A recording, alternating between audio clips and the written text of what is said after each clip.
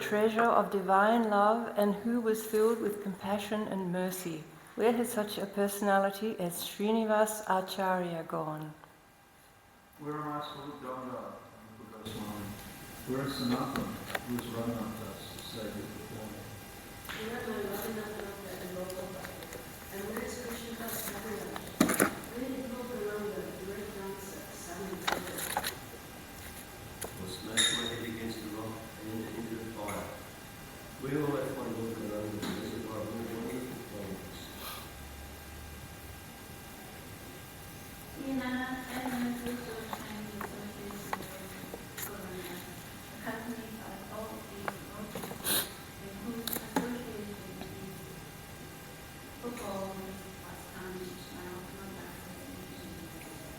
Jai. So Srila Rupa Goswami is such a wonderful Vaishnava that, as Krishna Kirtan Prabhu said, we could speak about him for a week. But we're just going to do sort of like a bit of a synopsis, and then Gauridasa Pandita was also a wonderful and very interesting Vaishnava, so we'll try to also glorify him. So Srila Rupa Goswami left this world in 1564. And he and his brother Sanatan are actually considered the generals, the two generals of Lord Chaitanya. They were the ones that disseminated his teachings. And they imbibed from Lord Chaitanya the conclusion of all the Shastras. So Rupa Goswami actually was born in a Vaishnava family, and he never forgot the lotus feet of Krishna. And later on, when he actually had the money, he and Sanatan, they created this Gupta Vrindavan, this hidden Vrindavan. This is before they met Lord Chaitanya.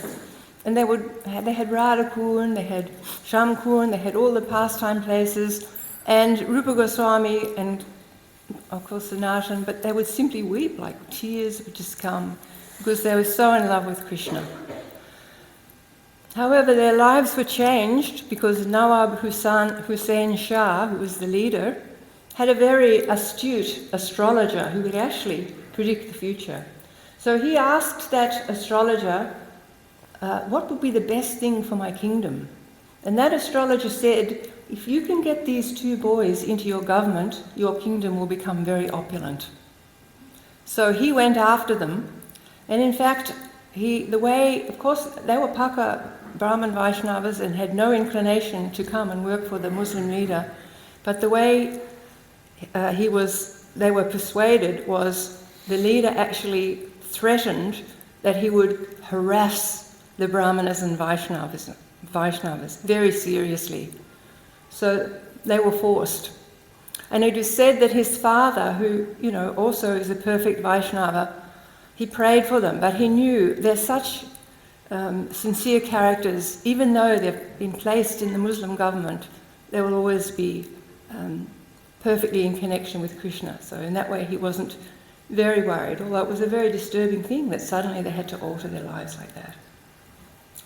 So once they heard about Lord Chaitanya, they were writing letters to him. Before they met him, they wrote to him. And so Lord Chaitanya had some idea of what exalted characters Rupa and Sanatan were.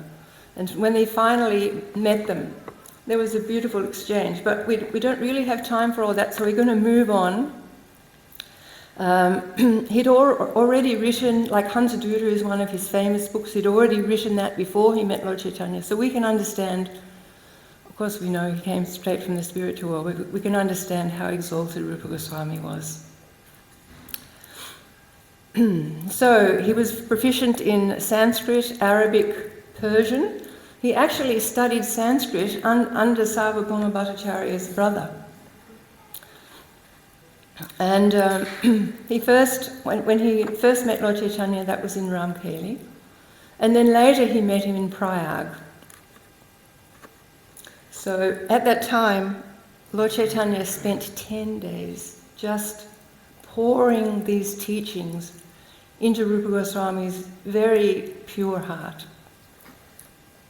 So I was looking through so many books about information on Srila Rupa Goswami. But you can't go past Chaitanya Charitamrita because it has such wonderful information and beautiful verses about them. So I just wanted to read 2 verses from the Madhya Lila, page 115 and 117, just so we can understand what happened in Rupa Goswami's heart. Of course, we're already dealing with someone who's saintly and pure, but then Lord Chaitanya had this wonderful influence with him. So sorry. Madhya 19.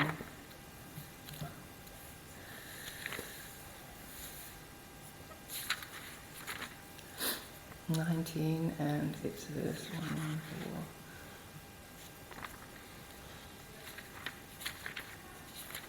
4. Sorry, I thought this was all marked.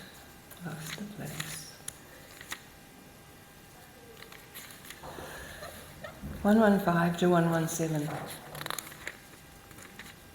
So, Sri Chaitanya Mahaprabhu taught Srila Rupa Goswami the ultimate limit of the truth about Lord Krishna, the truth about devotional service, and the truth about transcendental mellows, consummating in conjugal love between Radha and Krishna. Finally, he told Rupa Goswami about the ultimate conclusions of Srimad Bhagavatam. Sri Chaitanya Mahaprabhu taught Rupa Goswami all the conclusions that he had heard from Ramananda Roy and duly empowered him so that he could understand them. By entering the heart of Rupa Goswami, Sri Chaitanya Mahaprabhu empowered him to ascertain properly the conclusion of all truths. He made him an experienced devotee whose decisions correctly agreed with the verdicts of the disciplic succession.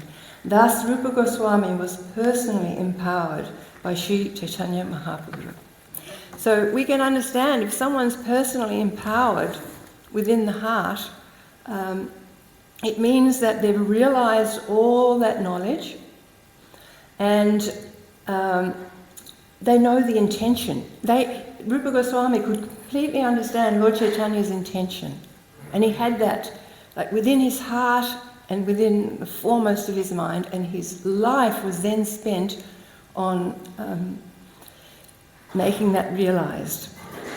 So he carried on the Lord's work, he had the experience, and he had that perfect realization within his heart to carry on the work, so much so that it's described that the decisions he made were perfect. So we are definitely dealing with the highly, highly exalted soul here. So I was thinking about this empowerment, and of course we know Srila Prabhupada was totally empowered and stepped out of his beautiful, peaceful situation in Vrindavan and came to the West and created a miracle. So how could he do that? The fact is that once again he was empowered within the heart. And we even have the story of Srila Bhaktisiddhanta, who was also empowered in the heart. And one time after Bhaktivinoda Thakur left, Gaur Kishore Das Babaji left, and he was really feeling separation from his Diksha and Diksha Guru, and he was like morose. And then one night, Lord Chaitanya came in a dream and he said, "Why are you morose?" And Lord Chaitanya had with him the whole Panchatattva, and he had all the 6 Goswamis there, and he said, get up. We are behind you. We will help you in every single thing you do. You will not lack. Please get up and just go forward. So he got up the next day and he was called all the devotees, and he was so happy because the Lord empowered him. So this is the privilege of these wonderful, pure devotees, that the Lord in their heart gives them everything they need to go forward and give the world Krishna consciousness. So that's what Rupa Goswami did through his books and through what he did in Vrindavan. And in one sense, Srila Prabhupada also empowered the devotees, because really, most of us were pretty low down the scale, and hippies, and didn't know what end was up. But through Srila Prabhupada's empowerment, the movement spread all over the world in just a few years. So empowerment is very, very potent. So I just wanted to read two more verses, 120 and 121, Madhya 19. From the very beginning, Sri Rupa Goswami was deeply attracted by the transcendental qualities of Sri Chaitanya Mahaprabhu. Thus he was permanently relieved from family life. Srila Rupa Goswami and his younger brother Vallabh were blessed by Sri Chaitanya Mahaprabhu. Although the Lord was transcendentally situated in his transcendental form, at Prayag he told Rupa Goswami about transcendental ecstatic love of Krishna. The Lord then embraced him very fondly and bestowed all his mercy upon him. Imagine getting an embrace from Lord Chaitanya, and he's bestowing all his mercy. Indeed, Srila Rupa Goswami, whose dear friend was Svarup Damodar, was the exact replica of Sri Chaitanya Mahaprabhu, and he was very, very dear to the Lord. Being the embodiment of Sri Chaitanya Mahaprabhu's ecstatic love, Rupa Goswami was naturally very beautiful. He very carefully followed the principles enunciated by the Lord, and he was a competent person to explain properly the pastimes of Lord Krishna. Sri Chaitanya Mahaprabhu expanded his mercy to Srila Rupa Goswami just so that he could render service by writing transcendental literatures. So Sri Chaitanya Mahaprabhu gave Rupa Goswami two tasks, many tasks, two main tasks.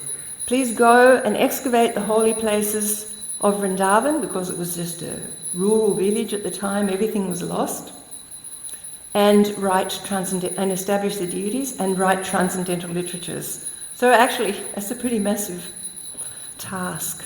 But Sri Rupa Goswami was a fit person, and of course Sanatana Goswami, his beloved and respected elder brother. And all the rest of the Goswamis also assisted. So Srila Rupa Goswami, when he went to Vrindavan, after some time, he was sitting by the Jamuna and he was feeling morose because he had not been able to discover these deities. He knew that Lord Krishna's grandson had brought deities, certain deities, to Vrindavan 5,000 years ago. One was Haridev, one was Madan Mohan, one was Govinda, and one was Gopinath. But of course, everything had become covered, it had just become a rural village, and things were lost. So he was unable to discover these deities. So he was sitting by the Jamuna one day, and a beautiful cowherd boy came along and asked him, "My dear sir, why are you so morose?" And he said, "Well, I've got this instruction from Lord Chaitanya and I haven't been able to fulfill it. I don't know how to find these deities." And the boy said, "Oh, I can help you. If you follow me, I will take you to one hill. And there is a cow that comes every day, and she pours milk down through the grass, and it goes through the earth below to where the Lord is situated."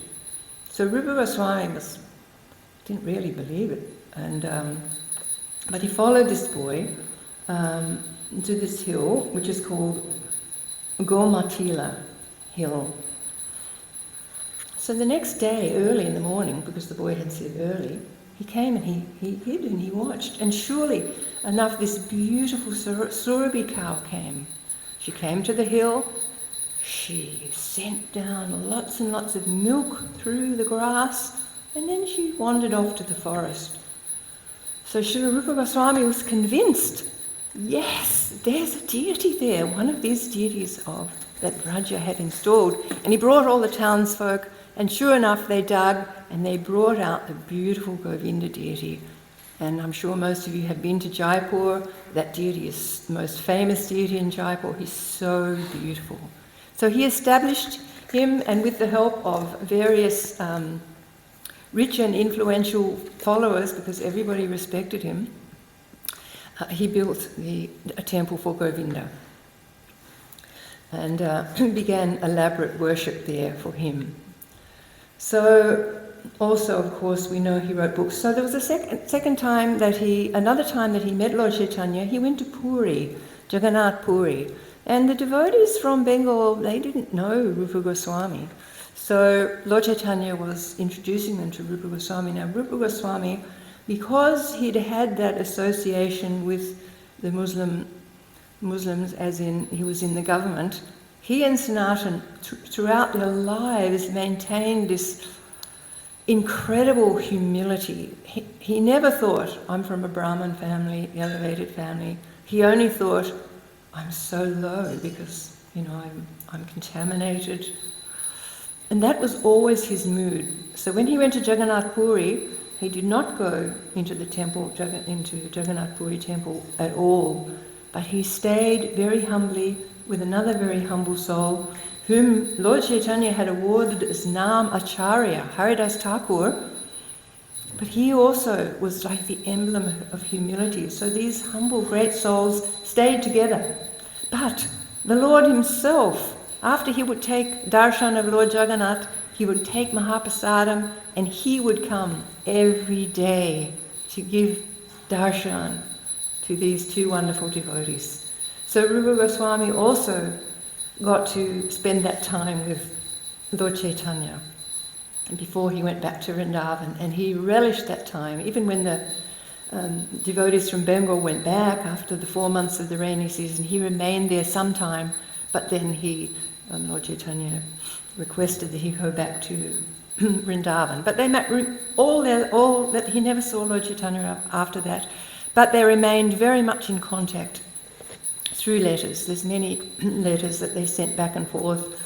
They were even writing about Srinivasacharya. He was encouraging, Lord Chaitanya was encouraging, he will come and take your books that you are writing, don't worry. So Rupa Goswami was letting everybody know, Srinivas is coming. So he had so much to do with all the Goswamis in Vrindavan. They were a tight-knit bunch. I've just got to tell one story. One of the books that he wrote, I've got some of the books that he wrote many, many books, very famous. Of course, Srila Prabhupada translated the Nectar of Instruction and our wonderful, wonderful Nectar of Devotion. But he also wrote many, many other books. And one of them, the Ujjvala Nilamani, is the one that comes after the Nectar of Devotion. Because Nectar of Devotion doesn't say much about conjugal love. So this goes on. Prabhupada explains that this is kind of like an extension of this. And Srila Prabhupada wanted that all these Goswami's books get translated, and now we're so fortunate, so many are. Anyway, he wrote this Lalita Madhav, and this is the whole story. He wrote Vidagdha Madhav and Lalita Madhav, separate. He was going to write, it's a drama, and he was going to write one, but Satyabhama appeared to him and told him, no, you have to write two, one in Vrindavan and one in Dwarka. So he did two. So when he finished this Lalita Madhav, he gave it to Raghunath Das to read it. I've just got to read this. It's such a sweet pastime. This is written in the Bhakti Ratnakar. So, because we know this book is full of feelings of separation from Radha and Krishna. So Raghunath Das, when he read this, he sort of, within his heart, he got these feelings of strong separation, and he would cry day and night, Raghunath Das. And he felt such separation. So he was seemingly on the point of leaving his body because he couldn't bear the separation that he was feeling. it's described that he became as though deranged in mind due to sadness and separation, and he lost all patience. So when Rupa Gosvami went to him and said, "Please may I have my book back to make corrections," he held onto it tightly and he wouldn't give it to him. So Rupa Gosvami didn't know what to do. He needed this book, he had to make the corrections. So what he did was he wrote another very beautiful book, Danakeli Kamudi or something. He's written so many wonderful books. Danakeli Kavimati. And when he'd written that, finally Raghunath Das was convinced to exchange the book. So that he had a very sweet relationship, with all the Goswamis. All the residents loved him. So he spent much time. So when he was living in Vrindavan, he had no fixed residence. Of course, they'd stay under a different tree. And of course, as we know, those desire trees, they would tell the Goswamis particular pastimes that happened there. Therefore, they knew so much about the pastime places because of these desire trees. And he would beg a little. He would have chapati and maybe chickpeas, that's all. He would wear torn quilts in the winter, loincloths, have a water pot, sleep 1.5 hours, maybe. If something else was going on, forget about the sleep. He was too busy chanting sometimes. And he loved kirtan. And when he would have kirtan, he would dance in jubilation. So,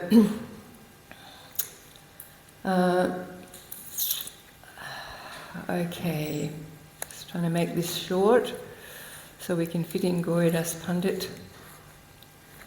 One time he had a nice pastime where he really had a strong desire to make some kheer, which is boiled down milk with sugar. He was thinking about this. He wanted to make it for his Govinda deity, and he wanted to give it to he felt like Sanatana Goswami, his elder brother, with his Shiksha Guru, and he was so respectful and had so much love.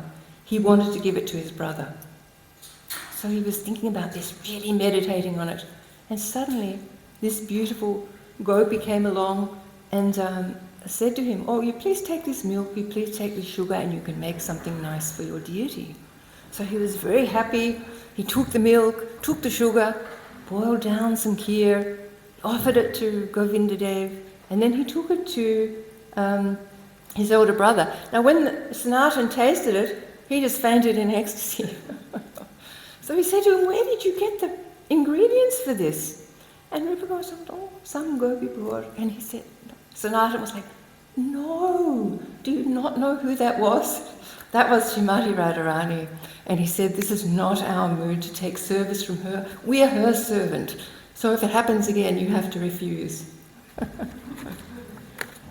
So, such a rush, so much one could say. I just wanted to read two little excerpts from the Nectar of Devotion, which are wonderful. So, Nectar of Devotion, Prabhupada gave us this really early, by the way. There were 4 main books Prabhupada gave us: Bhagavad Gita, Nectar of Devotion, Krishna book, and Srimad Bhagavatam. Of course, the Bhagavatam came slowly, right up to the end of Srila Prabhupada's life. But we had Nectar of Devotion quite early, and it was such an unusual book, explaining about the way to develop, the mood of developing devotional service. So, this is one excerpt. One should feelingly pray and become eager to render his particular type of service to the Lord. This is the teaching of all great devotees, especially Lord Chaitanya. In other words, one should learn how to cry for the Lord.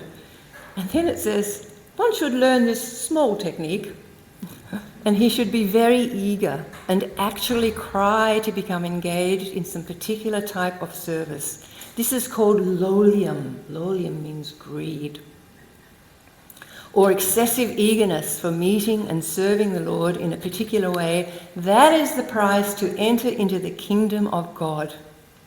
Otherwise, there is no material calculation, for the value of the ticket by which one can enter the kingdom of God. The only price for such entrance is this lolium lalasamayi, or desire and great eagerness. So this is the Nectar of Devotion. It's a wonderful book. And if you get hopeless, don't feel hopeless. There's a beautiful, it's my favourite thing in the Nectar of Devotion. It's under the title of Great Hope. And it's called Ashabandha. And it means, because I'm trying to follow the routine principles of devotional service, I'm sure I'll go back to Godhead. I have hope against hope. Anyway, I won't read it because it's too long, but please read these things in the Nectar of Devotion. It's wonderful.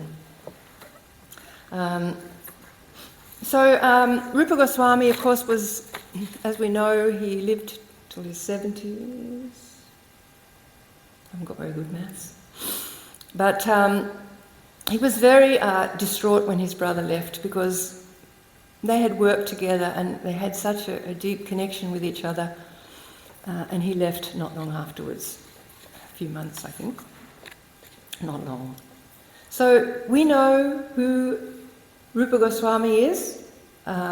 He is actually Sri Rupa Manjari Pada. So her eternal engagement is very much to serve Srimati Radharani. So the interesting thing is that today we have the disappearance of Srila Rupa Goswami, whose mistress is Srimati Radharani.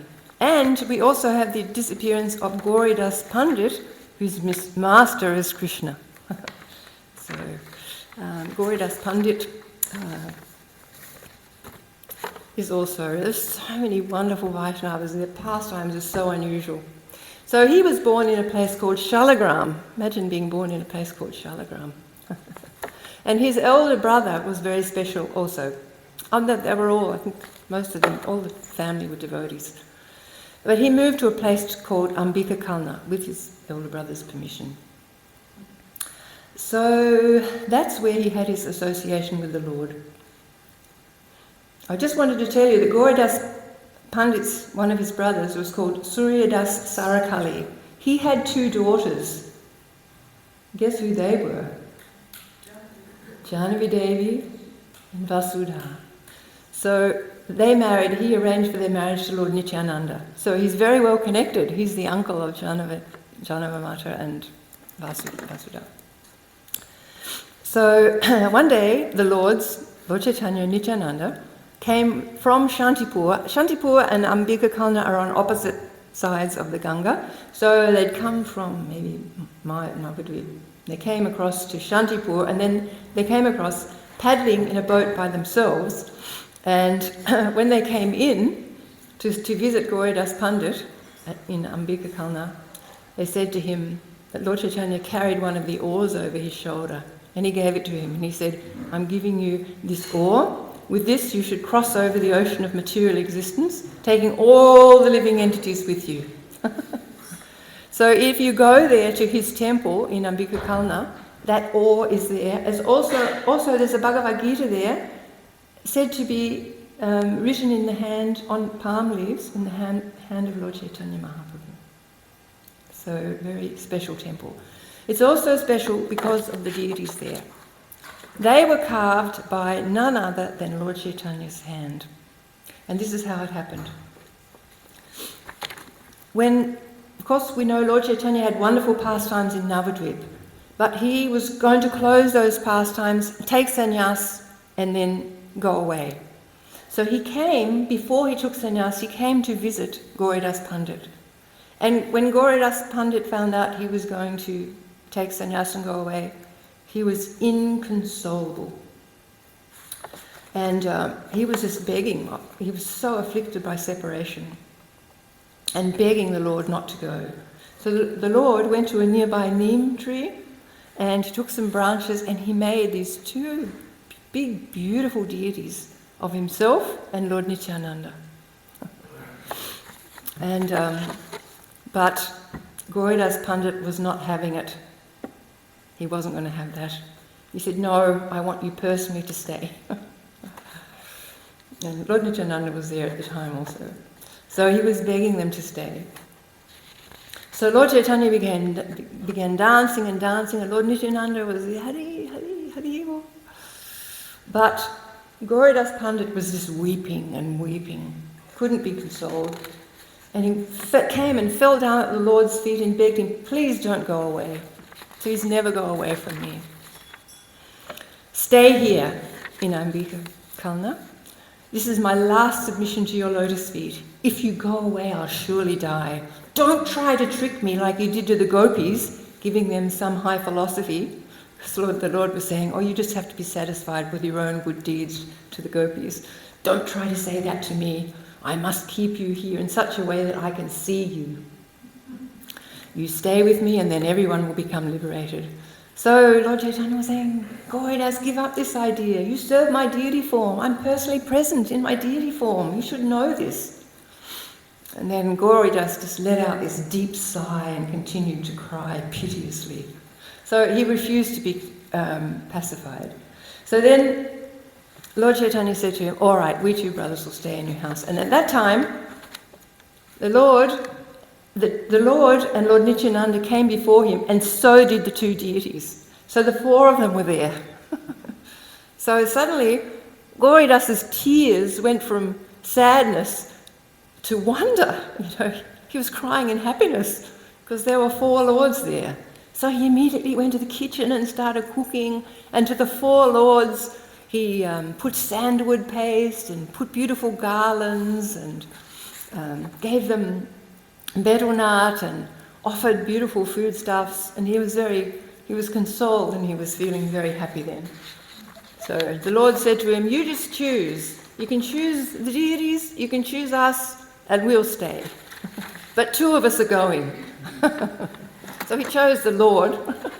Anyway, the Lord stayed there as his deity. But that wasn't the only pastime. There were wonderful pastimes with that deity.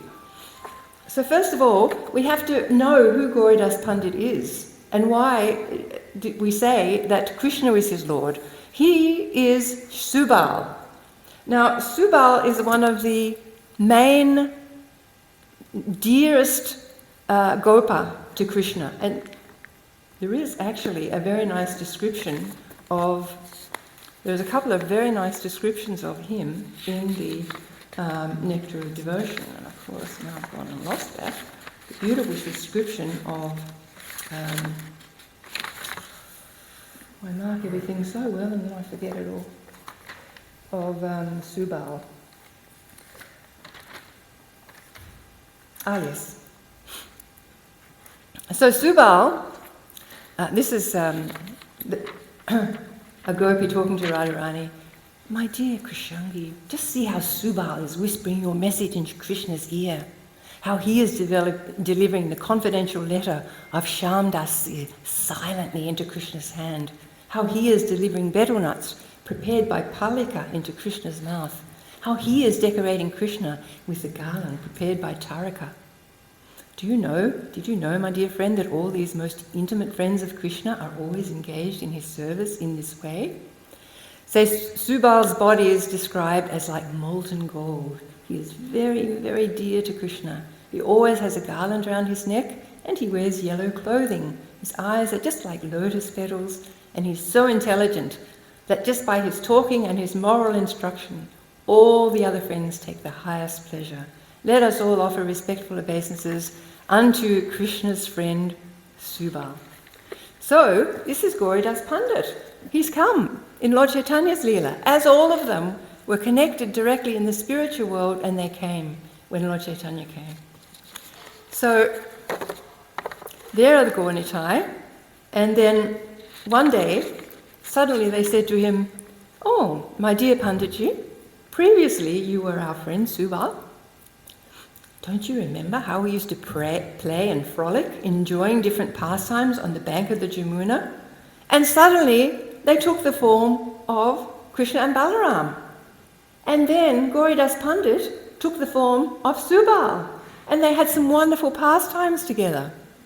Just imagine having these deities that can do all sorts of things. Another day he was thinking, I'd really like to decorate the deities with beautiful jewellery. He walked in the door, they were totally decorated with beautiful jewellery. And it's described he used to have Shastric conversations with them. And plus he would tend to all their needs. And cook, till he was an old man, he cooked beautifully for them. So, he had many disciples. One of them, his most dear disciple, was called Hridayananda. So one time, it was Gorpanim, and he went off to visit some of his, Gauridasa Pandita went off to visit some of his disciples. And Hridayananda was like, what to do? Gorpanim is coming, what should I do? He hasn't come back. And then 3 days before, he sent invitations to everybody, please come to a big festival for Gorpanima. So then Gauridasa Pandita came back a day or two later, and he told him, oh, you weren't here, so I hope you don't mind, I sent out invitations. And in his heart, he was very pleased. But outwardly, he said, oh, even in my presence, you show so much independence, sending out invitations hither and thither.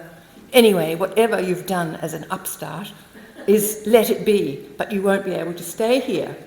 So Hridayananda was like heartbroken, and he went off to the Ganges, and he was sitting down under a tree and chanting and thinking about all this.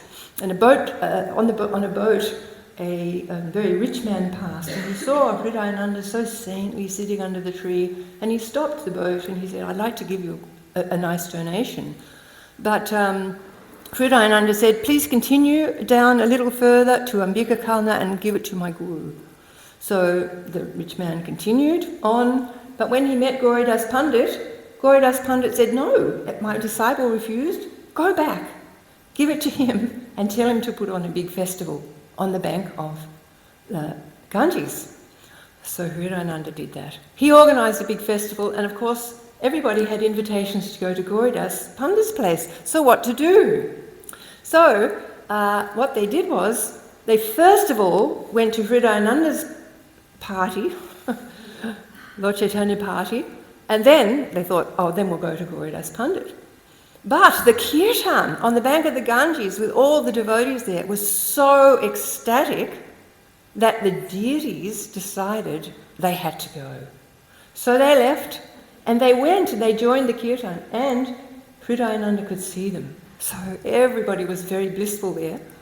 And the offering, meantime, was ready in Gauridasa Pandita's house, and the pujari went in to make the offering, and then he saw, where are the deities? The deities are gone. And he ran out and he told Gauridasa Pandita, the deities have gone.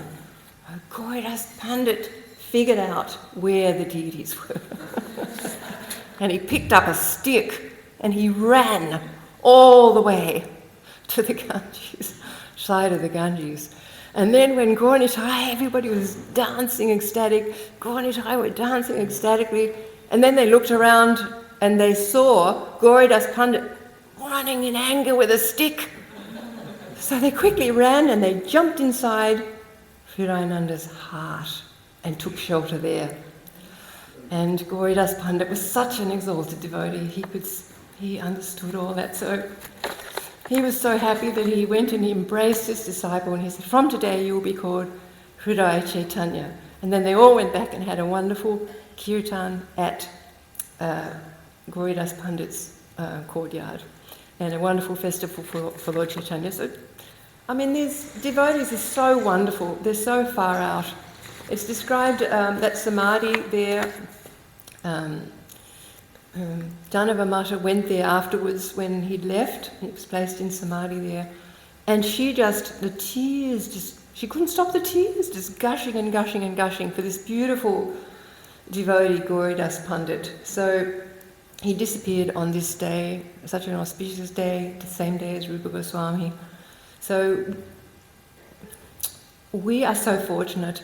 These are actually our people, because our destination is there in the spiritual world with them, with Rupa Manjari, with Subal. This is why it's so important to glorify these devotees on their special days, because just like devotees now, we know devotees are our people. And these devotees in the spiritual world, they are our people. So it's a really, and Krishna's happy when he hears the glories of his devotees spoken. So thank you very much, and Hare Krishna.